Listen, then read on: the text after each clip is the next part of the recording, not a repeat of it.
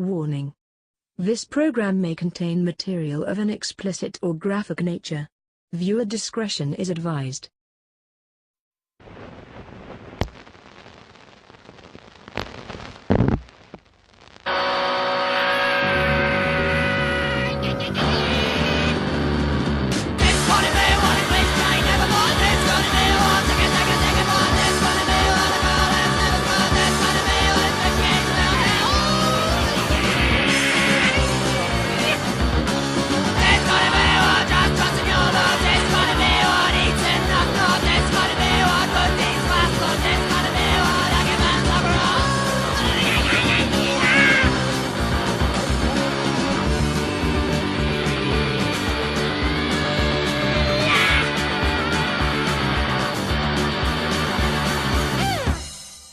Broadcasting undead from the B Ward, this is the Mortem Show. I'm Dom. And I'm JD. And today we're going to give you our top 5 sequels that are actually better than the original. Yeah. And not remakes, not reboots, we're talking about sequels. This list went deep and I didn't expect it to. Yeah, I think my top 5 is probably my definitive top 5. Yeah. I think I did enough research to get it. I didn't get a lot of honorable mentions, not as much as usual, because I really qualified as it had to be better. You know, it couldn't even make the honorable mentions if it was not better. I have quite a few honorable mentions, and then I did like a secondary honorable mentions of movies that are equal, if not better. Yeah. We got top 5 sequels that are better than the original. We've also got, we're going at the movies today. At the movies, some Cold Skin. We've been looking forward to some Cold Skin. About damn time, and Victor Crowley. Victor Crowley, but before we get to that, we got a little bit of horror news. Horror news. I'm coming in hot this week with horror news. All right. And all my horror news this week, real life. No movies. Oh, I didn't have any real life, so yeah. Good balance. I'm going all real life, and I'm coming in hot. There are plenty of men and women who have looked at an item and thought they could include it in a moment of self-satisfaction. Why can't I talk today? So I'm talking about masturbation, so I'm passionate about tripping over your own tongue. You might have used deep heat for lubricant, or your phallic-shaped TV remote because of your natural curiosity and the question of why not. With these adventures, sometimes you can get some pleasure. Other times, not so much. Like in today's story. It's a universe of pain. If you've ever thought, that's a bit too far, I can assure you now, a Japanese man has just taken the cake for the weirdest thing ever used as a masturbatory device. An anglerfish stomach. Fuck that guy. Yes, the terrifying creature from the deep sea with the little light bulb attached to its head had its stomach removed and treated, only to be flung around some guy's little friend. You're probably asking why, and so am I, but explanation is curiosity. The man uploaded his experience to the Japanese foreign site 2channel, and the photos don't look appetizing at all.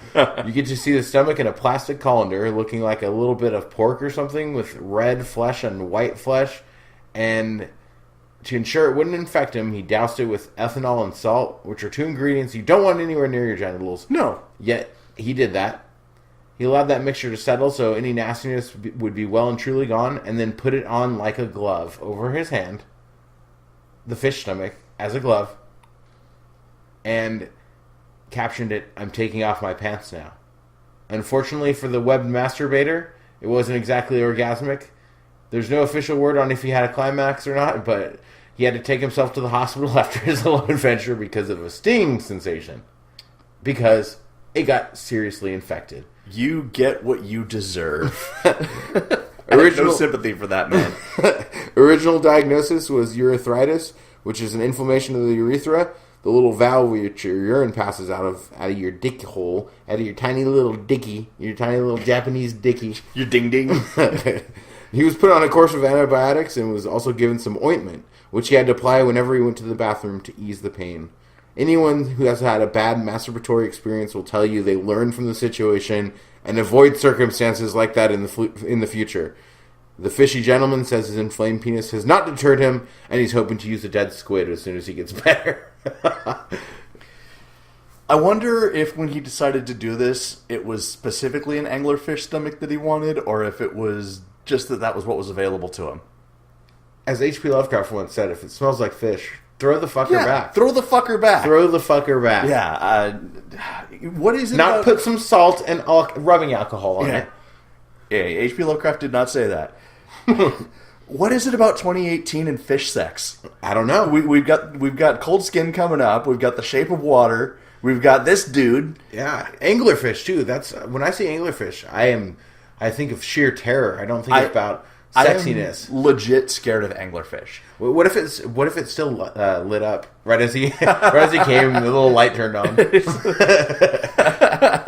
It's like one of those things at the carnival that you hit with a hammer if you're strong, and it rises up. Ding! But as soon as he can get it to a certain amount of hardness, it goes ding. Did I ever tell you about how anglerfish breed? How? This is some post-mortem shit here. This is fucking some alien shit. So the female anglerfish is about the size of a basketball, and the male anglerfish is about the size of a tennis ball. And the male anglerfish swims up to the female anglerfish. You know how they have those crazy teeth? He unhinges his jaw so he's flat with his teeth facing out forward, and he swims up to her and he shoves his teeth into her body and latches onto her, and then they mate through the blood. And when he's done, he stays there. Yeah, and he grows onto her, and he becomes this vestigial thing. And you can tell how old a female anglerfish is because they only mate like once a year by how many extra bioluminescent bulbs she has coming off of her. Yeah, that's pretty fucking crazy. That's not cool. I wish people did that. Well, I mean, men do tend to live off women, but not physically. Yeah, symbiotic relationship. Yeah, that's right. So, there's an interesting trend happening in Hollywood right now of former teen actors doing horror movies. We've got Zac Efron playing Ted Bundy. We've got the kid who played Dahmer in My Friend Dahmer, who is a Disney actor. And now, former Disney actress Hilary Duff is slated to star as Sharon Tate in the upcoming biopic, The Haunting of Sharon Tate. The film was directed by long-format documentarian Daniel Farrens, who made Never Sleep Again, The Elm Street Legacy, which was excellent. Yeah, I loved that. It was really good. It was long. Yeah. It's like 4 hours. And the 6-hour-long Crystal Lake Memories, The Complete History of Friday the 13th. I never saw that one. Is it good? It's on Twitch. I haven't seen it yet, but I'm planning on signing up for Twitch, probably when I'm recovering from my back surgery. Is Twitch a paid service? Yeah. Not Twitch. What the fuck is that horror? Shudder, yeah. So this movie is... Shudder, still not an official sponsor of the show. Right. Fuck you, Shudder. Dicks. So this movie is not a documentary, it's actually a feature-length film, and it takes a look at the last days leading up to Tate's murder from her point of view. The plot is inspired by an actual quote from Tate from an interview published a year before her death, wherein she reveals having dreams about ghosts haunting her house and foreseeing her own death at the hands of a satanic cult. Duff released a strikingly accurate picture of herself, made up as Tate, on her Twitter feed and stated that she believes that Tate was an amazing woman and that they want to let this film do justice to her legacy. Wow. So, into it. Passion project, huh? Yeah. And, it's interesting to see what these child actors do when they grow up, Well, you know what the Manson family is going to say. What's that? Duff beer for me, Duff beer for you. I'll have a Duff. You'll have one too. That's right. Specifically a fetus. Would that be a Duffetus? Fetus of Fetus. Famous Dayglow Abortions album. Look into it. Alright. So, I have a follow-up. The mother of the woman who gouged out her own eyes behind the South Carolina church that I talked about on the podcast a couple shows back. Remember that? Yeah. I think it was the same time that we did Exorcist 3. I think so, yeah. And watch this fucker where I had to watch Exorcist 3. Good movie, by the way. But the girl's mom says her 20-year-old daughter is still recovering at the hospital and getting used to being blind. And they have a GoFundMe for a seeing eye dog. It's actually a really sad story. Okay. Not so funny. Yeah. Not so Exorcist after all. You know what it is? Bath salts? Methamphetamine. Oh, okay. A story of methamphetamine. It took 2 or 3 of the sheriff's deputies and 2 EMTs to restrain her when she clawed her eyes out. And her mom is saying that she admits to using the methamphetamines for 6 months leading up to her self-injury. She's a very, very strong girl, and she's told me she wants to help people and warn them not to ever touch a drug, Tompkins told Fox. Doctors believe that some other drug was added to the meth that caused her to behave the way she did. Bath salts. Maybe bath salts. Yeah, I don't know. Huh. But moral of the story is, don't take that glass stick pipe. Yeah. Don't do meth, kids. Yeah, don't do it. Yeah, Not gonna do it. I am a firm advocate of marijuana use. I think that everyone should have a hallucinogen experience at some point in their life under a controlled circumstance where there is safety measures in place. But there ain't no reason to do meth, and there ain't no reason to do heroin. This 20-year-old girl has lost her eyes. Clawed her eyes out in front of a fucking church because she did some meth. Should have, I wonder if Steven Byro got that footage. Just dub it into Song of Solomon. Yeah, just... real quick. Yeah. I know it's already been had some screenings. Just dub it in there somewhere. A post-credit sequence or something. Yeah. 1 year later. So a new prototype of a product called the Chameleon Mask debuted earlier this week at the MIT Technology Review MTech conference in Singapore. Touted by creator Jun Rekimoto, deputy director of Sony Computer Science Laboratories, as a human Uber, the service would essentially allow customers to hire a living, breathing human to walk through the world in his or her image. So, to do this, Rekimoto wrote on his website, a surrogate wears a mask-shaped display that shows the remote user's live face, and a voice channel transmits a remote user's voice, while the remote user looks through a video-enabled tablet attached to the front of the surrogate's mask. The surrogate sees the same view through a concealed mobile phone inside the mask. The surrogate's screen also displays any text instructions that the remote user might have to type in from home about what they want them to do. That's creepy. In a pilot test, Rekimoto and his colleagues sent a chameleon mask-wearing surrogate to a government office to obtain a document on the remote user's behalf. It's unclear from footage whether the document fetching mission was a success with the facial recognition, but an office clerk readily addressed the face he saw on the screen rather than the surrogate. Huh. Through the video, surveillance. So you because just it looks that good. Yeah, you just so if someone wants to go check on some shit, but they don't want to physically go there, you just hire this service. And it looks like somebody has a duct tape iPad to their face, and they're walking around with your face where theirs should be. That's what it looks like. Huh. I saw the pictures, and this is some Black Mirror shit came to life. Oh yeah, for sure, for sure. This is real life horror news. Yeah. Where is this going to go? Fuck. You know what it's going to be? It's going to put a new level to cybersex. Yeah, it's true. Yeah. I bet it's going to be the surrogate will be like. I bet this is when it's always man will find a way to use it to beat off. So the surrogate will be like a porn star, and the other and with the other porn star, and then the person at home would be like the face.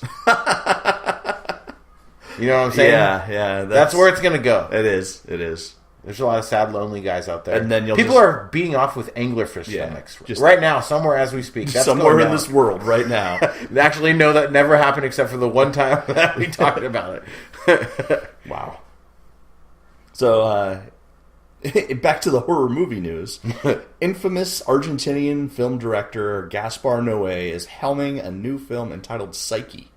Per the official synopsis, in the mid-90s, 20 urban dancers joined together for a 3-day rehearsal in a closed-down boarding school located at the heart of a forest to share one last dance. They then make one last party around a large sangria bowl. Quickly, the atmosphere becomes charged with a strange madness that seizes them for the whole night. It seems obvious to them that they have been drugged, but they do not know by who nor why. It's soon impossible for them to resist their neuroses and psychoses, numbed by the hypnotic and increasing electric rhythm of the music. While some fall into paradise, most of them plunge into hell. Production is expected to be completed in the spring. That sounds pretty cool. So Gaspar Noé has given us a psychedelic film. Yeah. I like it. I just realized that I just did 2 of my news in a row. You did? So, we got to go to your other news. All right, we'll go to my last I'm sorry about that. That's all right. I didn't even realize it until you said something about it. It's been a long weekend. Yeah. So, after an extended and unsettling silence, Ed Solomon, creator of the Bill and Ted films, tweeted that the long-awaited third film, Bill and Ted Face the Music, is in production, and that death from Bill and Ted's Bogus Journey has been written into the script.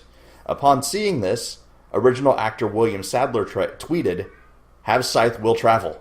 The film is being written by Solomon and directed by Dean Parasot, who made the very underrated Galaxy Quest, and of course stars Keanu Reeves and Alex Winter. Hell yeah! I cannot wait for some more Bill and Ted. Yeah. I love Bill and Ted. I hope it's more number 2 and less number 1. It sounds like they're going dark places with it, because the whole plot is that they're in their 40s now and haven't done what they were supposed to do. Yeah. So I'm excited to see where that goes. Wild Stallions. Yeah, it sounds like they're probably going to be going interdimensional with it. Like, that's really the only place they can go, because they've already done time and they've already done the afterlife. Like, I'm guessing that the reason that things haven't happened in this world is because it was like a string theory thing in another dimension. They actually made the shit happen. I don't know. I just hope we get some more good robot us's. That's right. And a full-on robot chubby. And Station. Yeah. You know you like the Station. I love Station. No, you didn't let me finish. And you already said you loved it. You already agreed. I said, you know you like Station's butt. Oh, I love Station's butt. Okay, never mind. Excellent alien butts. Station! Alright, that's it for horror news. We will be back with Dom and JD at the movies after this. Already up this month on our Patreon, we have Creepy Pastas. Hey, it's a creepy pasta. That's a spicy horror meatball. My Story Judgment, Delivery by Dom, and my old story, Hunting Season. We have Postmortem Off Topic.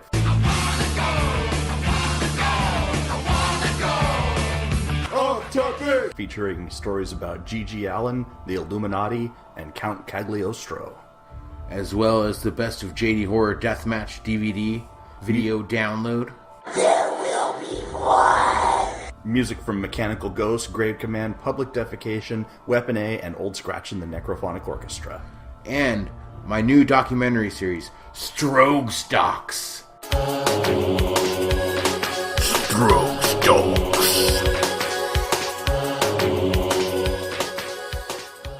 Episode 1, The Selfie Killer.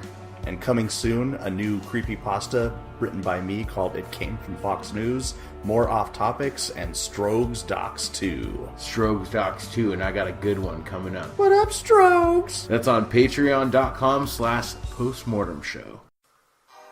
Let's go down to the movies with Dom and JD, the Blood, Boobies, and Doug Jones. Psychos, monsters, bloody slashes, maniacs, and tits and asses, chainsaws, knives, and facial bashes on Postmortem.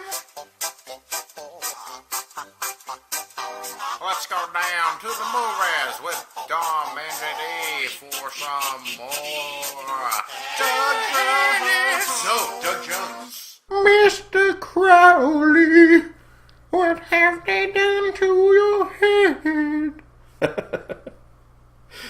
Yes. Victor Crowley. Yeah. So, I don't know why. So, we talked about this in horror news a while back, that this movie wasn't, it was filmed in secret. Yeah. Basically. And Totally under the radar. Just premiered. Yeah. Under the radar completely. And that happened again with the Cloverfield Paradox. Same kind of thing. Yeah. I don't know why they're doing that. It was pretty good. Yeah. It was better than I thought I was going to be. Yeah. So, Victor Crowley we saw, 2017, written and directed by Adam Green, starring Pari Shen, Katie Booth, with Kane Hodder, Felissa Rose from Sleepaway Camp, Tony Todd, and one of the guys from the Impractical Jokers. Did you notice that? Yeah. What the hell? And he can't act whatsoever. Yeah. Victor Crowley. 10 years after the events of the original movie, Victor Crowley is mistakenly resurrected and proceeds to kill once more. So, Dom, what do you think about that opening scene? With Jonah Ray and the girl. The proposal scene. Yeah, that was a good opening to a movie. It was so fucking ridiculous. With the snot. And I hate her so much with her schmegma kisses. So over the top. Maybe get in the right mood for some ridiculous horror comedy. Yeah. You know? It kind of shows you, like, okay, this is where we're going. Yeah. This is completely ridiculous. This is not a serious Just movie. enjoy yourself and don't try to think too much about it. And that's where we're going. You know, that's what he set out to do in that opening, and he accomplished it. So, one of the original survivors, Andrew, is on a plane to interview about the murders when it crashes into the swamp where everything occurred. Just as some young filmmakers are there trying to shoot a teaser trailer to make a Victor Crowley horror movie. What a coincidence! What a coinky dink.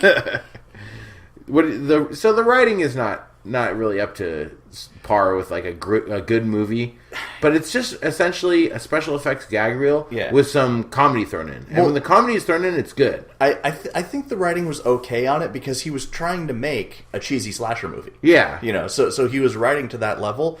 And I'm not going to say it was bad writing because the dialogue was still good. Yeah, and the characters were all good. Even the characters you hated were still good characters. Yeah, buckets and buckets of gore, a lot of unnecessary to the plot little comedic things, like the pilot over the intercom.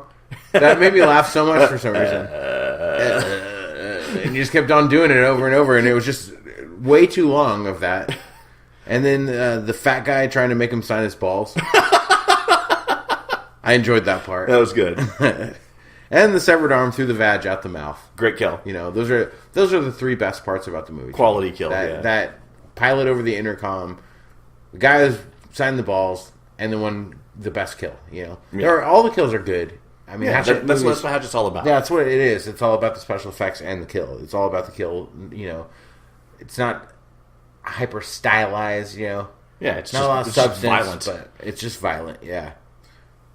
Looks like might be getting more of these movies too now, which I don't know if we need. Although this movie was more the same as all the rest of them, it was entertaining enough for me to throw on and give the hour and a half to. I think. Yeah, I thought that the Hatchet series, the original core movies, got better as they went along. You were talking about that on the show a couple weeks ago, and with Hatchet, to me, the first one was really good, and then I don't remember the second and the third at all, and I've seen them both. Yeah. I thought that they never took themselves seriously, which was very important. Yeah. And they sort of the budget got a little bit better for each one, so there was better special effects, and the writing was a little bit more cohesive.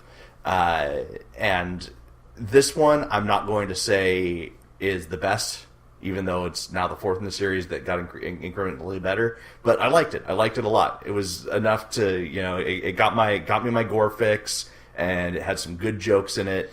And like I was saying about the, if you can just kind of just enjoy it. Yeah. I think that's one thing about how I didn't remember the second and third at all. I think because I learned from the first one what it was. And the second and third, I just watched it drunk, didn't give a shit. Didn't try to take notes on it, reviewing it now, Just turn your brain off and watch the chaos unfold. Yeah. So one thing that I liked about it is that a lot of it was very limited storytelling because most of it took place within the confines of that crashed airplane. And the whole idea of that it was in the swamp with the hole in the bottom and it was slowly filling with water. Yeah. I thought that was the trapped girl. Yeah. And the kills are the one thing about the Hatchet movies that I've always appreciated is it's not always who's going to die next. Sometimes someone will die that you don't think, it's just instantly they're just killed. It's oh wow, I didn't think that person was going to die, and then other people that were more of a minor character become more of a major character, that kind of thing, and that's kind of a cool thing. You kind of think instead of just that's the final girl kind of thing. That's not the final girl, and the person you don't expect. Yeah, I have a dick. Wait, did she really have a dick? No.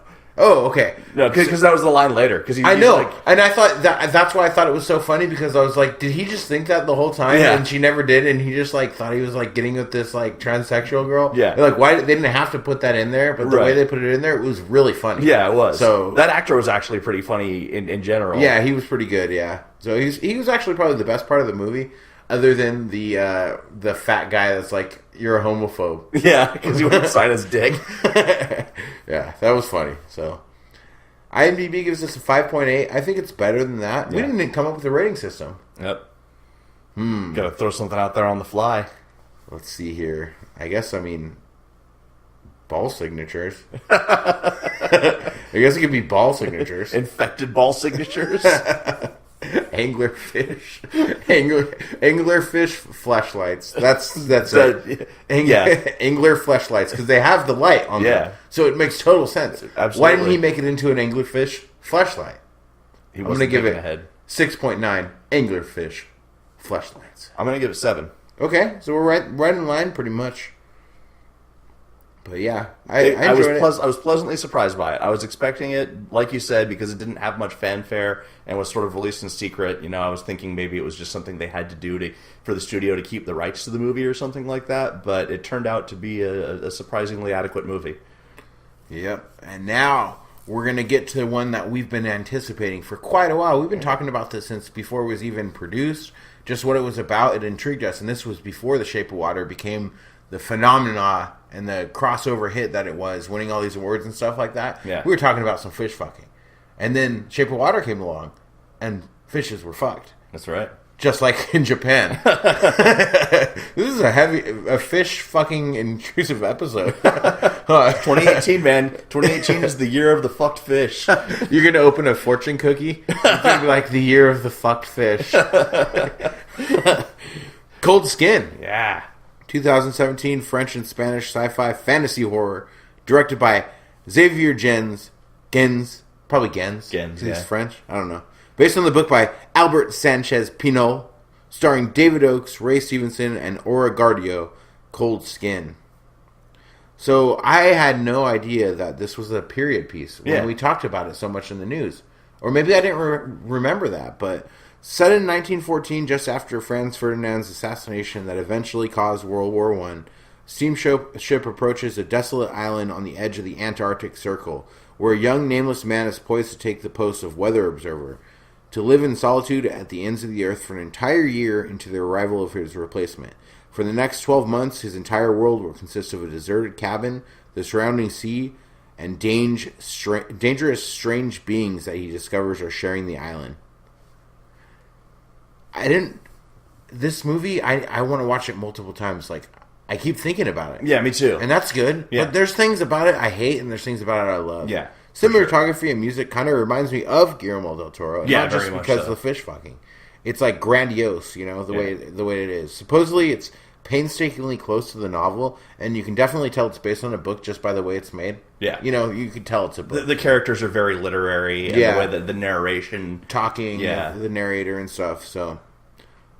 Our hero never gets his name revealed, comes to a remote island to document the weather, but a man named Gruner is already living there, and the man he is supposed to replace is missing. After meeting the odd recluse Gruner, he returns to his cabin and checks on the diary of a man previously stationed on the island. The man writes, "Darwin is wrong," and draws different amphibian creatures. Lovecraftian creatures! Deep ones. The deep ones. He's visited by one of these creatures at night and retreats to the basement. The next day, he tries to talk to Gruner about it. Gruner won't open the door, and he has to transform his cabin into a makeshift fortress before nightfall. The hordes are too much, and he's forced to burn his own cabin down and try to seek refuge with the reclusive Gruner. So, instantly, his only shelter's gone after the second day of being on the island And for he's a going year. to be on this Panarctic island for a fucking year with nothing. And Gruner has a lighthouse. Yeah. But Gruner's also obviously crazy as fuck. A stone fortress, Yeah. basically, you know, and, yeah, I don't want to give away a lot about the plot, but it's... Okay, so you have to really suspend disbelief to why there's many plot points in this movie that are wrong to me. Why the hell do all these fish creatures just come to this tower at night, in the middle of the night? Because that's the... Gruner explains that. It's because they don't belong there. It's the fish people's island, and the every time humans get sent there... Yes, but fish people are seen in the day casually in the water. One of them just lives. The one that he's fucking is like living with him. They could come anytime. Why do they have to leave when the dawn hits? There's no explanation of that whatsoever. Yeah. It's like they're like zombies or vampires or something like that. The most they but then had he's is- just fucking one, like, and she's just out there in the sunlight all day long. And the most that they had on that was that he said she's not like the other ones. Yeah, Like, but that was pretty, you know, cut off. that's about it. Yeah, there's things like that in this movie that are... There's questions that need to be answered that are never answered, and you just have to kind of be like, okay, well, this is just the way it is. Yeah. You know, that's the one thing. I don't know if maybe the plot problems come from the adaptation. Maybe. There's probably more in the book, and, you know, it wasn't really a short movie. It was like an hour and 40 minutes or something like that. So it's like they couldn't really put everything they needed to. Why do they even need to go onto the land? Do they want to save the fish girl? It doesn't seem like it. She could have left any time she wanted to. Mm-hmm. I think they just went on the land to kill the people that were there. Yeah, but And also... why do they? If they're so smart, and it's kind of like there's themes in this movie of like xenophobia and stuff like that, you know? Like it's a deeper like theme and like we're the trespassers, not the animals, endangered species, that kind of thing. But why are they so smart and then they're so stupid? Yeah. You know, and why is it so hard to kill one of them, but then you can kill hordes of them at once? Yeah. Like, that's the thing I don't like about zombie movies. There's always a scene where there's, like, one of them, and you're like, oh, shit, they're going to die. Yeah. You know? But then there could be, like, hundreds of them, and it's just... Cannon everyone fodder. is completely okay all the time. Yeah. You know, so there's some problems there, Well, but... I think that part of all the fish people, like, continually coming back also has to do with probably sometime early on, Gruner killed one of them, and... they decided that they wanted to kill him to get revenge, and it was just an escalation process up to this big crescendo that happens in the final act of the movie. That is actually a really good explanation because of, you know, it almost seems like they are at war. It's like nuclear war. Yeah, that's true. And then the ending, I don't want to spoil the ending, but maybe after we stop recording, We'll talk about it. I do want to talk about Yeah. it with you because there's something I don't understand. Yeah. So You one thing, it's not a big spoiler. We keep mentioning the fish person that he's fucking. There's one fish person that lives on the island That's not CGI like the others. Yeah, that's not CGI like the others. Very good makeup though. Yeah, and great makeup, but the CGI, it's almost I Am Legend-esque when there's hordes of them. It's bad. And that's bad. Yeah. But I still forgave it because the setting of this movie is so beautiful. Cinematography is so beautiful and well done. Yeah. And they do this, maybe, I think, honestly, what would make sense for the movie, the reason that the fish people were attacking at night is so they didn't have to show them so much. Probably. You know, that would make sense, and that's a good explanation, but you got to go there. Justify your budgetary restriction and go there. Yeah. Even if it's not... So they wanted to be very close to the novel. Even if it's not close to the novel, but you have to explain it that way because of the fact that you can't show this. And when they did show other fish people in plain light, again, it was costumes. But there were very few instances of that. Yeah. But there's one fish person who lives on the island that Gruner saved from a net at some point, and she's kind of like his pet, but he abuses her and fucks her. Yeah, and he beats her. Yeah. He treats her like a dog, but he also fucks her. Yeah. And I don't have that type of relationship with Biff, but Right. if I did, Where are you going with this? I just want you to think about it. Okay. I don't know where I'm going with it. Yeah, and then it was interesting to sort of see that the evolution of that character. And I thought the actress that played that character was very good because she had the whole, like, not necessarily human emotions, but there were some emotions there. And even though she was under heavy makeup, she was able to convey those emotions mainly through, like, eye and mouth expressions. Yeah. I love this movie. I love it. And I also hate it. That's very... Oh, I don't hate it. I love it, but I also roll my eyes and dislike a lot of it. You love it in spite of its flaws. I love like it in Dagon. spite of... Another fish person It movie. is... Yeah. It is a lot like Dagon in that way, but Dagon has time on its side. Yeah.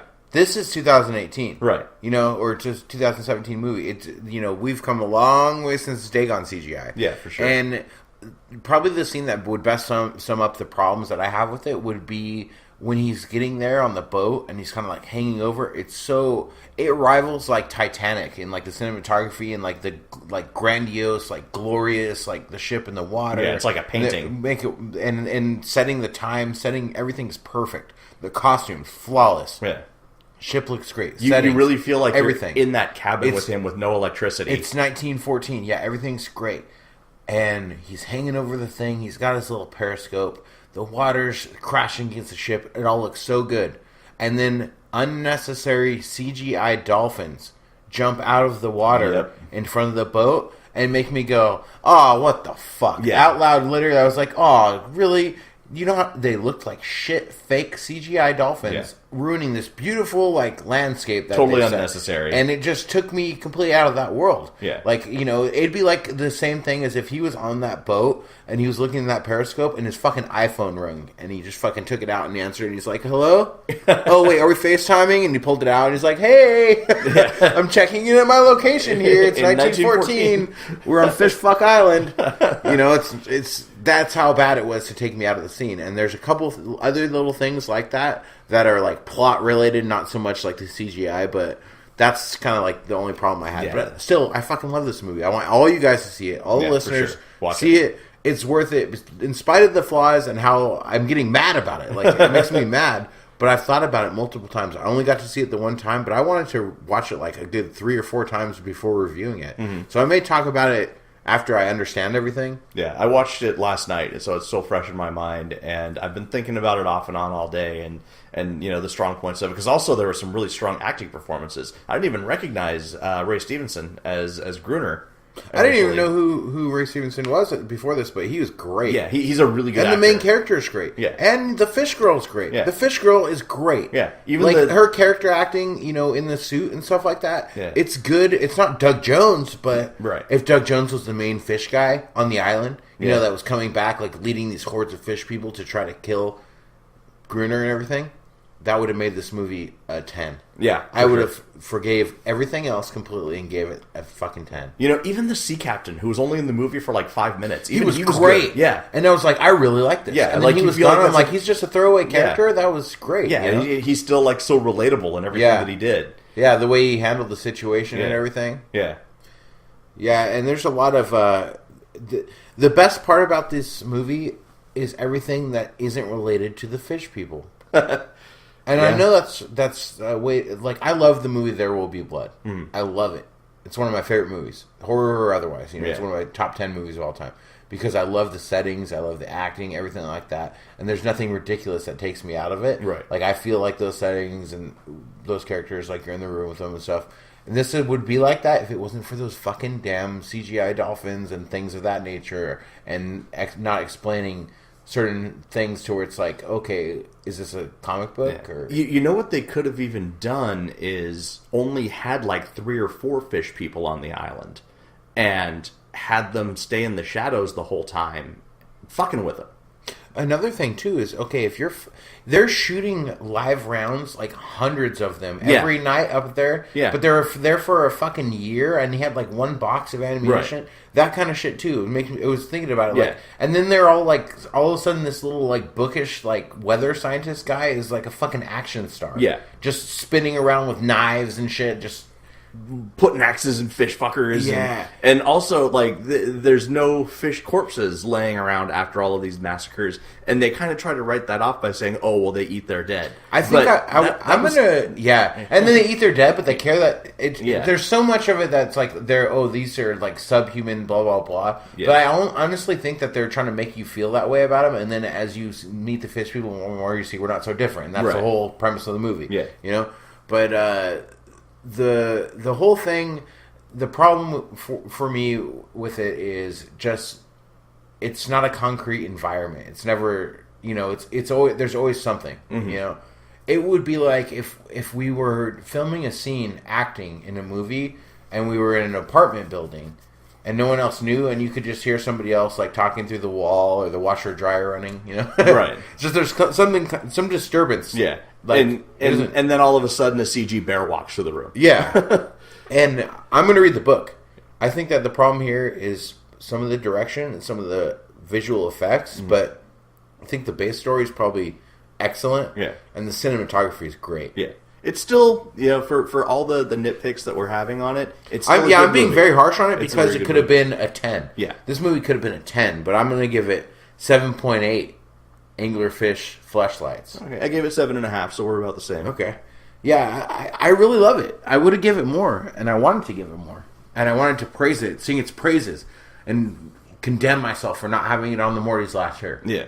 But at this point, I don't think it would have made my top 5 movies last year if I would have saw it ahead of time. So, but definitely something I'm going to revisit. So, all right, we will be back with Dom. I can't say it. Why don't you tell everyone? Top 5 sequels that are better than the original. See, one take, he can do it. I can't say that. Dom. I can't say it. Top 5 sequels that are better than the original. I've broken the curse. Good. And we'll be back with the top 5 sequels that are better than the original, brother. After this. Thank you guys for all your support. Sharing our shit, liking our page, listening weekly, not suing us, semi-weekly. Getting semi-hard. For 30 seconds once. Yeah. No matter how long you listen, we still support you. Unless it is just one episode, then fuck you. Yeah. You better run. Run for the fucking hills. Run through the jungle. That's not what this is about. No. What this is about is we have now started the official Facebook group of the Post-Mortem Show. Go on Facebook, look up Post-Mortem Show Horror Movie Podcast for a chance to share your favorite horror memes with us and occasionally be shit-talked by me. That's probably accurate. Yeah, I've already done it once. Yeah, guys, join the group. We have thousands of listeners to the show. Right now, the group only has about 300 members. Yeah. So please add yourself. Please share it. Share it with the world. Yeah. Just don't say stupid Let ass us racist into your shit. lives. Let us into your lives. Yeah. Open You want to yourself talk to wide. me? Open You wanna talk yourself to Dom? us. You want to talk to Biff? We will soon put to be one-eared Biff. we will put Biff on the computer if that's what you want. We're gonna have an official event in the group. It's gonna be Facebook Live Q&A with Biff, and I'm just gonna put Biff on Facebook Live, sitting there, and he'll answer all your questions. Maybe we could do it as like a video chat thing. Yeah, so that's official Facebook group, Post-Mortem Show Horror Movie Podcast. Please join. Please share it with your friends.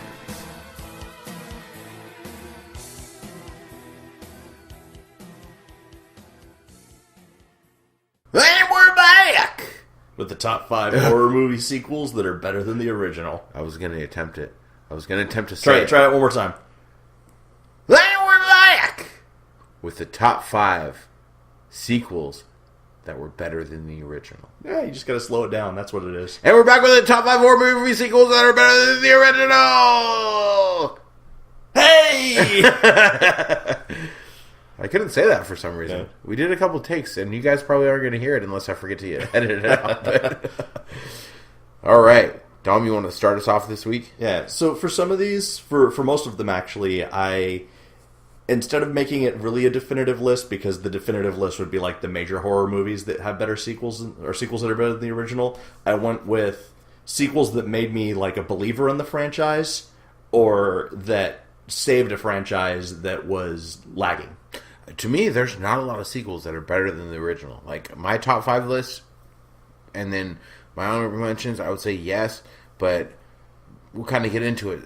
Some of them it's close running, because a lot of sequels are shit. Yeah, true. Especially when you get up there in the numbers. When you get to, like, very, very sequel. It's a very rare occasion that at that point that something is better. But it happens sometimes. It does. My number 5 is The Purge Anarchy. Definitely a lot better than the original. Yeah. The first one I liked okay. It was it was what it was. But that second movie, I think the Purge stays strong because it's the same writer director through the whole series, and it's him just like making his vision bigger and bigger. And while I think The Purge Anarchy is the best of the 3 movies, the third Purge movie was good, and it was better. It was better than it would be if it was a standalone film because Anarchy was so good. Yeah, I did see it in the theaters, and I did think it was a lot better. But still, I mean, that concept is so broad.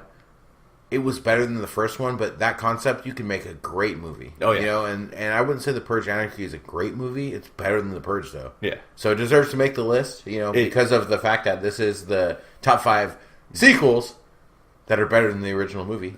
Purge Anarchy was good enough to where, unless they start making absolute shit sequels, I'll watch every Purge sequel until that happens. Yeah, I think The Purge would, they were talking about making it into a TV show, which kind of hasn't came to fruition. I think it's in production, actually. It's in production, I saw something about that. I think that's a way better concept than just the movies, because they're not making them super ultra violent. So if they're going to make it, like, they're not doing enough of brutality, like, for my needs. With for the sure. Purge, the Purge could be something horrible. Oh, like yeah, for sure. Rape, Go revenge, underground places with that. for sure. And they're kind of making it more mainstream. So if you're going to do that, make a fucking Walking Dead style TV show of it, and it will probably be good. So, my number 5 is a movie based on a book by one of my favorite authors of all time, who has since passed away recently, The Woman. Yeah, that's on my honorable mentions. So, Off Season is the first book. Offspring is the second book, but it's the first movie. There's no off-season movie, which it's the best book out of the 3 books, so I don't know why they only made a movie of the sequel, Huh. And then The Woman is the third book, and the second movie, and far superior to Offspring, even though Offspring is also good. Yeah. And I like the fact that they had Pollyanna McIntosh play the character in both movies. Right. Even though it was a different director. I think it was a different production studio, too. No, it was still a modern cine. That's what all Jack Ketchum movies are. Oh, okay. I don't know what... if that's... They got the rights to them or something. Yeah, or he had some part of it. But I'm going to miss Jack Ketchum. And I've reread... Since his death, interspersed with other books that I'm reading, I've read 2 of his books again. Like, I'll be reading a book that I'm reading, and then every once in a while I'll just pick up and get myself like a little 15 pages of Ketchum. Nice. So, how many years passed between the making of The Offspring and The Woman? Because it was very... About 4 years, I think. Okay, because it was night and day in terms of film quality. I think The Offspring looked like it was made in like the 90s, and The Woman looked like it was made yesterday. Yeah, Offspring is definitely, of all the Jack Ketchum movies, is the least production quality of the movies. But like, there's a movie of Red, the book Red, that he has about the dog. Yeah. That's really good. With Brian Cox in it, the guy from Super Troopers. Yeah. But in a really serious role. And I love that. And The Lost. Did you see The Lost? Did I make you watch that yet? I don't think I've seen it yet. That might be your watch this fucker movie. The Lost is really good too. But but The Woman was on another level, and probably my favorite Jack Ketchum movie, other than The Girl Next Door. Nice. My number 4 is Paranormal Activity: The Marked Ones.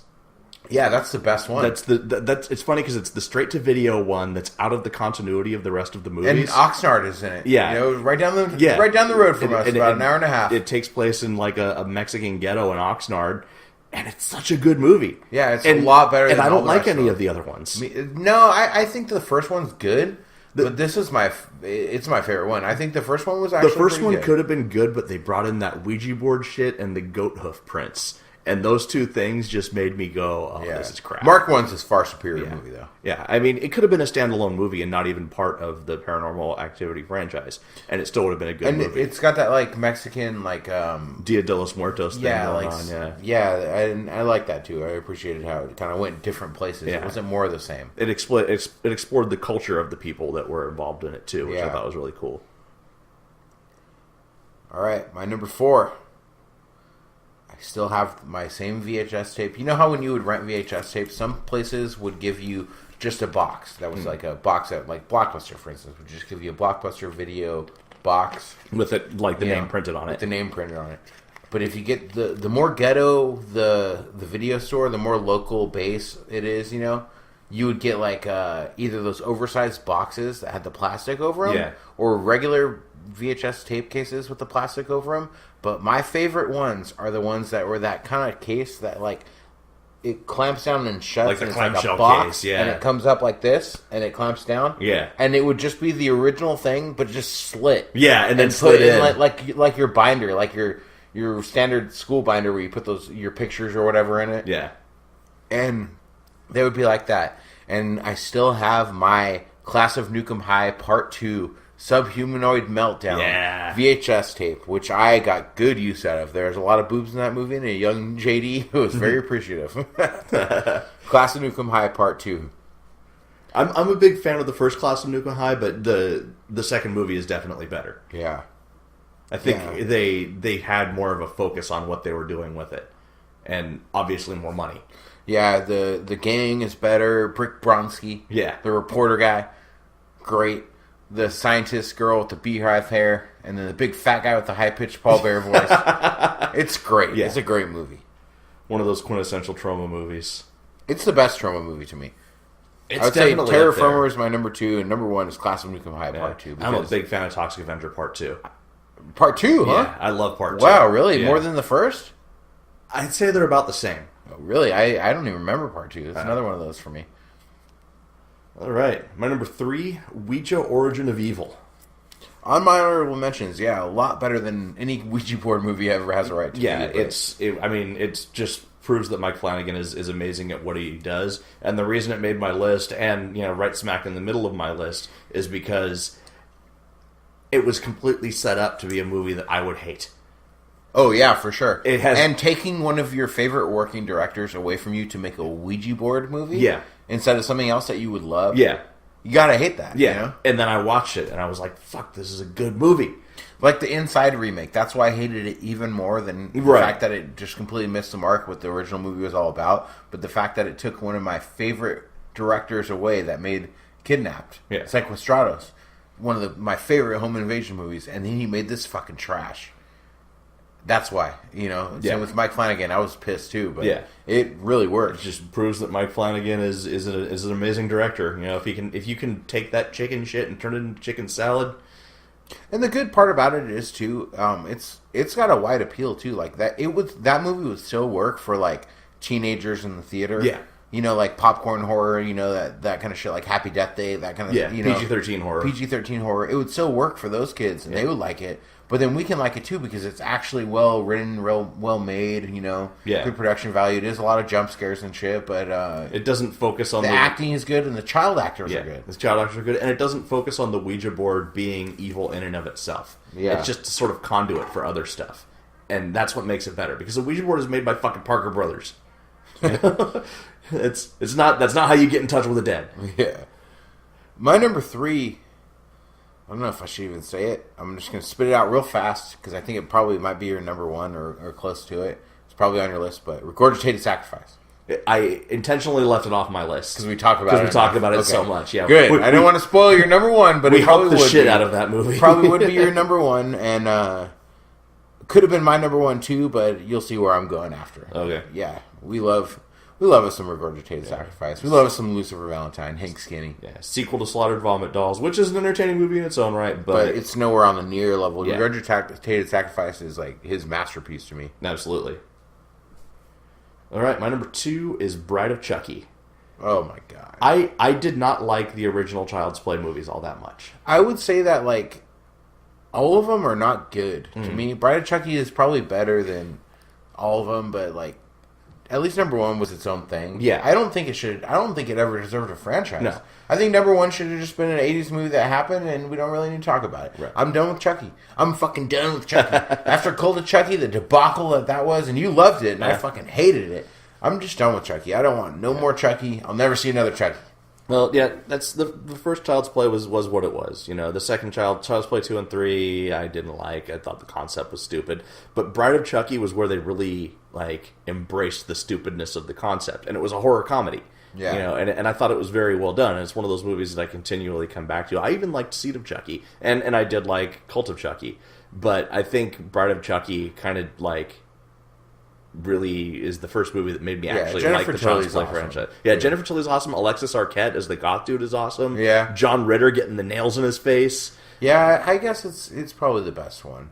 I would watch another Chucky movie if it was the story of Charles Lee Ray before the doll and the killer. That would be a awesome. backstory movie. Yeah. Why don't they do that? Yeah. Why does there have to be the fucking doll? We don't need the doll. I'm not scared of the doll. Come give me Chucky. I'm not scared of the little fucking Cabbage Patch doll. Are you fucking kidding me? Drop kick him. I guarantee in a fight I could take Chucky. Oh, yeah. In real life. Yeah. You know who's next? Weeple. Alright, so that's number 2, right? That's my number 2. My number 2 is probably not going to be on your list unless you're getting cute and making it your number 1. Because you might classify it more as a remake than a direct sequel. Because it's a little bit of both. But Evil Dead 2. Evil Dead 2 is the best one to me. It's the best. I put it on my honorable mentions. Evil Dead 2 is technically a better movie than Evil Dead. Yeah. Absolutely. I will say every step of the way Evil Dead 2 is a better movie than Evil Dead, but I like Evil Dead more. Because it has that amateurish insanity feel to it. Yeah. It's so unpolished, and that's what makes it good. But the effects in Evil Dead 2 are superior. Far superior. The Deadites and the deer, everything, it's so much better, It is. It made Ash, Ash is not really that much of a big deal in number 1. No. In number 2, he is, Yeah. It made him into the iconic character that he is. Yeah. Army of Darkness made him into, the legendary hero, kind of guy. Yeah. But Evil Dead 2 kind of got his feet under him, made him into... if it wasn't for Evil Dead 2, there wouldn't have been an Army of Darkness. Absolutely. Yeah. I will completely agree with you that it is a better movie. I just have a special place in my heart for the first Evil Dead. One of the rare situations where I say 2, 3, 1. Wow. I like Evil Dead 2 the most, then Army of Darkness, then number 1. Huh. Army of Darkness just because, man, the quotability and everything, it's ridiculous. Yeah. It's like a pro wrestling horror movie. Yeah, for sure. For sure. Popcorn movie. Yeah. And just one of those quintessential Sam Raimi movies. For me, it goes 1, 2, 3. And all, like I said, it's part 2 is a better movie, but it doesn't have the same place in my heart. My number 1 is Friday the 13th, Part 4, The Final Chapter. Wow, really? Because that is the movie that I thought made the Friday the 13th franchise good. The first movie, it was good for, a late 70s, early 80s proto-slasher movie. Part 2 and 3, not that good. Yeah. Part 4... I agree. Part 4 is pretty good, up. but on my honorable mentions, almost made my list, but my favorite Friday the 13th is Part 6, Jason Lives. That's a good one, too. And for one to be Part 6 and be the best, that's why it almost made my list, but I like number 1 a lot, and number 6 is better than number 1 to me. I would probably go 6-1-4 on that, yeah. I go 4-6-1. And then... I don't really count Jason X in that, even though I fucking love Jason X. I wouldn't count Jason X in that either. Because, and there's something on my honorable mentions that's similar, but like, Jason X is good because it's bad. You know? But it's not a better movie. Yeah. It's just entertaining as fuck. Alright, so, my number 1. My number 1 is Silence of the Lambs. Sequel to Manhunter. By far... much better than Manhunter. Manhunter was not that good. I know, Manhunter was not that good, but Silence of the Lambs is amazing. Yeah. It is one of my favorite horror movies of all time. It's one of those perfect movies. Yeah. There's really nothing that could have been all done the actors to make it better. Are great. The violence is gritty, realistic, and brutal. Even just a Polaroid picture of something. Yeah. And it could be like, ugh. Yeah. You know? The characters. It's not just the character of Hannibal. Yeah. It's also the character of Buffalo Bill. It's also Starling. the character of... Yeah. Clarice, yeah. It's also the character of Miggs. I can smell your cunt. Miggs. Yeah. Didn't need to be there. Miggs was there, though. Love that movie. Yeah. Silence of the Lambs, to me, is the best sequel to any movie. Like, comparison of... It had to be my number 1 when I thought about how good is the movie and how good is the original and how much space is between the two. Yeah. Because it's by far the most improvement from an original to a second night movie. Night and day. Of any franchise. And I love Red Dragon, too. I think Red Dragon is a perfect movie also, though not as good as Silence of the Lambs was. I like Hannibal, too. Yeah? I think Hannibal, if you put it through the eyes of watch it and think about it like you're watching a comedy instead of a horror movie, you'll like it. Seriously. That's the only way that I could. I didn't like Hannibal because I didn't think they should have humanized him as much as they did. Yeah, they did humanize him quite a bit, but if you just watch it like a comedy, you'll enjoy it. But I love the show. Yeah, Pigs. The show Pigs. is... There's like a lot of good shit in that movie. Yeah. I mean, some of it's bad. You know, you got the whole brain thing that's great. You know, Right. everyone, but it's almost like silly because it's become like more iconic than the movie itself is good. You know, but the pigs, all that shit. You know, They accomplished... that character is great too. Yeah. Gary Oldman, right? Yeah. I think they accomplished that whole story arc better in the show. Oh, the TV show. Yeah. Oh, okay. They go there in the TV show. Yeah, you told me that you like that a lot, and I still have never seen it. I should check that out because I love Hannibal. Yeah, I love that character. And Mads Mikkelsen plays him as good as Anthony Hopkins. Those are strong words. All right, go ahead and do your honorable mentions first because my list is longer than yours. All right, my first one was a tie between Annabelle Creation and Ouija Origin of Evil. Both of those movies were far superior to the original. Absolutely. For the same reason. Yeah. Like, both of them were like, oh, PG-13 horror sucks. Yeah. I'm going to take the concept of a movie that wasn't that good, and I'm going to make a good one with all these restraints and all these handcuffs to get a bigger budget to make my movie. You know, that's what I got to believe. Yeah. I sure hope that they're not seeing those movies and be like, these iconic movies, they need to be continued. Mike Flanagan is not saying that about Ouija. Friday the 13th, Part 6, Jason Lives. Phantasm 3, Lord of the Dead. Fuck yeah. Is the best Phantasm. Yeah. I love that. And I would even say that the last one is my second favorite. I love that. I think they're all better than the original. Really? Yeah, I love Phantasm too. Yeah. Well, number 4 is horrible, though. Number 4 is horrible. Oblivion? Oh, yeah. Never mind that one. Yeah. But the last one where they tied it all together, Ravager, even with its budgetary restraints and everything like that, man, I loved that. It was an interesting story. Yeah, and it's just like it was a good closure and a good tribute for Angus Scrimm. I'm glad he got to complete as much as he did before he died, you know, and that was done. So, August Underground, Mortem. Yep. Better than August Underground. Way better, and could have made my list but I wanted to get cute with Class of Nukem High 2. Or Mortem would have been number 4. Puppet Master 2. Yeah. Puppet Master, the first one, with William Hickey, the old man who's the Don in Jerky Boys. Yeah. He's also in Tales from the Crypt when he has to buy that like bodybuilder guy's body piece by piece. That's right. But then he ends up being the old man in the young body, and she didn't want him for his body all along. But he was not that good compared to the second Toulon, right? Who's always an advantage. He was so much better, and more characters introduced, but far superior. Better special effects too. The puppets look way better. Would have made my list if it wasn't for the fact that in this next one, there is no number 1 and 2 because Dude Bro Party Massacre 3 is the only movie. Yeah? It's a sequel to movies that were never made, and I love it. And it would have made my list, but there is no Dude Bro Party Massacre 1 and 2. Maybe they're going to make them out of order. And my last one is not even a movie, but Doom 2. Greatest game ever made. Better than the original Doom. Doom 2 is the last honorable mention. All right. I'll knock a couple off my list because you mentioned them. My first one, earlier we'd mentioned Jason X and how Jason X is a movie that I love even though it's not better than the original. I like it more than the original, but for all the wrong reasons. This movie is the exact same way that it's so much worse. It's probably one of the worst movies ever made, but that's what makes it so endearing, and that's Troll 2.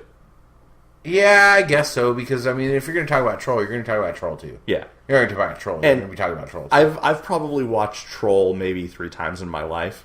I've probably watched Troll 2 20 times. No bug. Yeah. And I never get tired of it. Yeah. I never get tired of how fucking bad it is. Yeah. Let's see. Blade 2, better than Blade. Really? Yeah. I like Blade 1 way more. Guillermo del Toro came in, better special effects, better monsters. I think that I'm glad that it happened because it kind of probably helped him out to get to that next level of like budget to make the things he wanted to make and stuff like that. But like, okay, The Strain is his series where obviously that's what he's just trying to. That's what he wanted to make. Make that with Blade, so not that great to me. Yeah, I love Blade 2.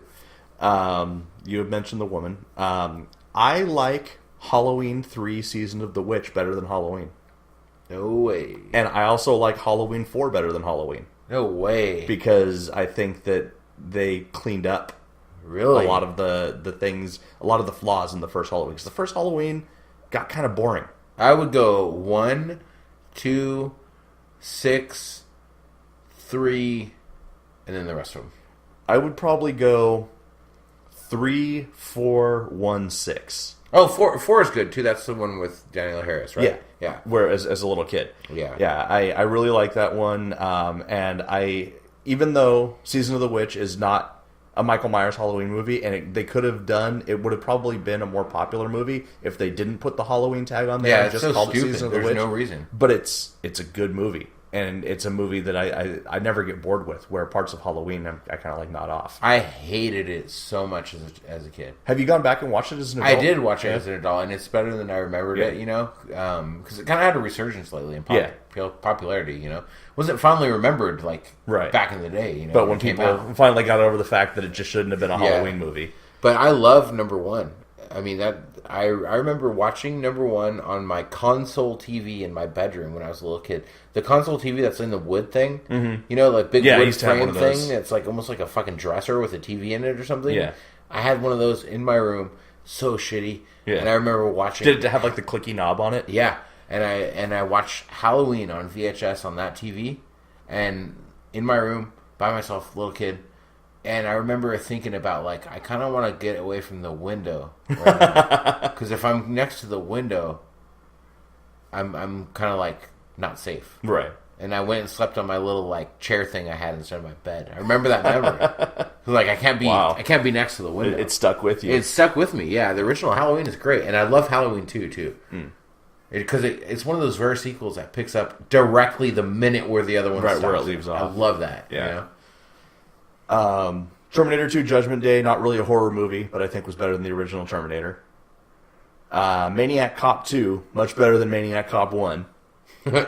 Yeah. Maniac Cop's not that great of filmmaking, but he'll go in your jacuzzi with an Uzi. But Maniac Cop 2 was cool because it really, like, it played up the supernatural aspect of it, and it had that serial killer subplot going on.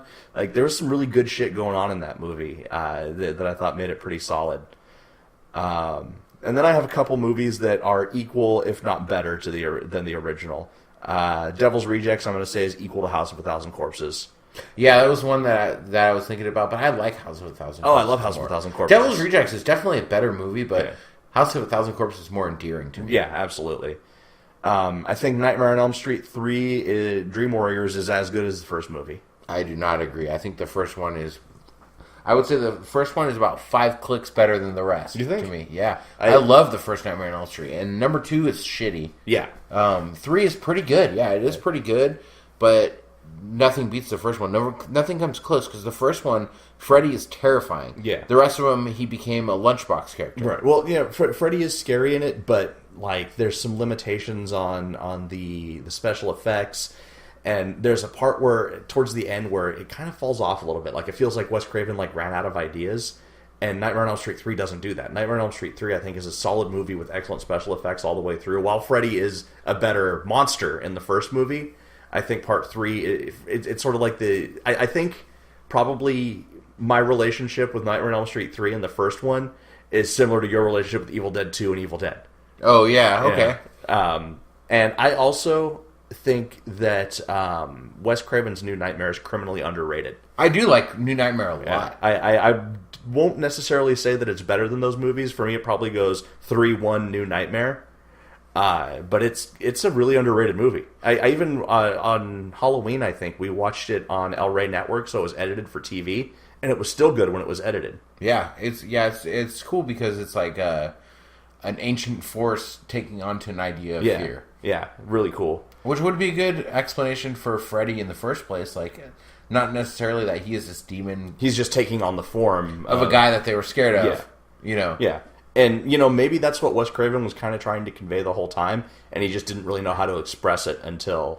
Yeah, New Nightmare totally gets that across. Yeah. So if you could interpret the other ones as being the same thing, but that one explicitly tells you that's what it is. Exorcist 3, I'm saying it's as good as The Exorcist. Okay, I love Exorcist 3. I'm so glad you made me watch it, but I don't agree. The Exorcist 1 is amazing to me. It's another one of those movies to where as a kid, when I saw that, it just, fuck. Because it's one of those names you hear and you have to watch when you're a little kid and you're getting into horror, Yeah. Unless you were alive in the time it was released and of the movie-going age, As you're a little kid getting into horror, you're going to hear about that. Yeah. You're going to hear about Jason and Friday the 13th. You're going to hear about Nightmare on Elm Street. But Exorcist is almost as mainstream, but far more brutal than any of the franchised mainstream horror that makes their characters into lunchbox characters, essentially, like Freddy and Jason have become. Even Friday the 13th Part 6, as an example, Jason is almost likable in that movie. Yeah. You're rooting for him. You're rooting for him. Yeah. You're rooting for the other people too, Tommy Jarvis and everyone, but it's funny. Yeah, when I play the video game, I always play as Part 6 Jason. Like, there is probably a Reagan Funko Pop. I have it. Okay, but that kind of thing, that started with the Freddy and Jason and stuff, but Exorcist was still taboo. Oh, yeah. Religious base, everything like that, crucifix in the vagina, like... Well, my take on it is, if you look at my top 100 movies, I think Exorcist is actually my number one movie. And it's because I think it's one of the most important horror movies ever made. And it is an excellent movie all the way through. Every performance is good. It's fucking scary. And you go back and that sound design is still scary. Yeah. And that, the soundtrack is still scary. And she's good as a child actress. Yeah. Like, she's very good. And then the voice that they dub in, Mercedes, whatever her name is, that did the demon's voice. Like, she was excellent. There are parts of The Exorcist that lull.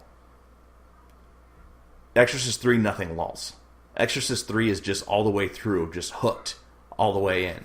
And that's why I'm not saying it's a better movie, but I'm saying it's an equal movie. Yeah. I did love it.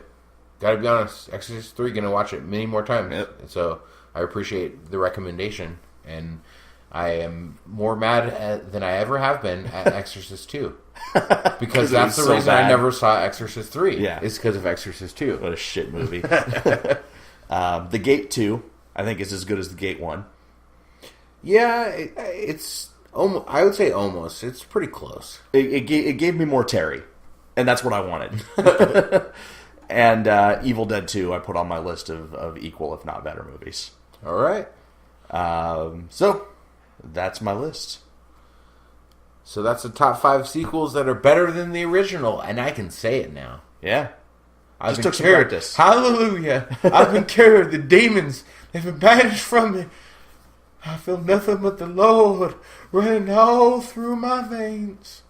That was almost Paul Bearer. Especially the main vein. Jesus. I have Jesus in the dick. Why do you have Jesus tattooed on your dick, man? Because when I'm boning a chick, I want her to say, I got Jesus in me. But Doom generation. Trying to put a new meaning to nailed. All right, that's it for our top 5 sequels better than the original. Yep.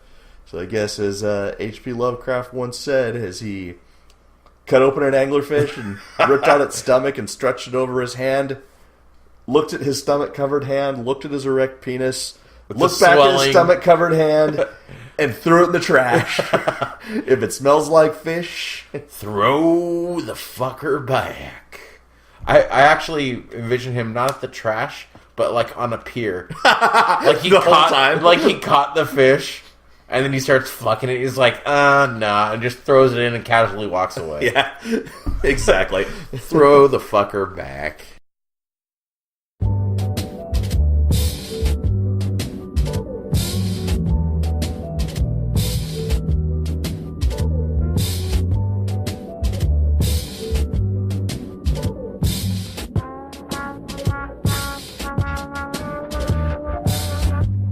I expect you'd like to know about frogmen. Yeah. They live on fish and catch them by diving onto them from a great height.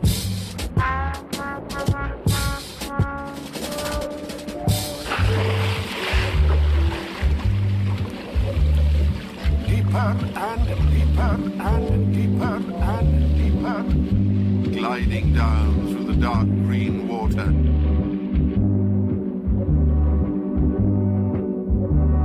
He could breathe underwater because he had amphibious nostrils.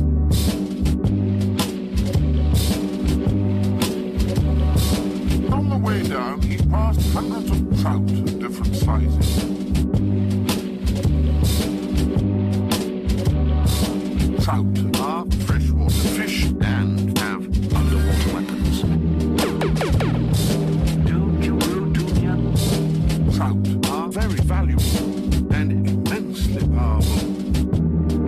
Keep away from the trout. Why should it be that the fish in the sea are all unable to sing?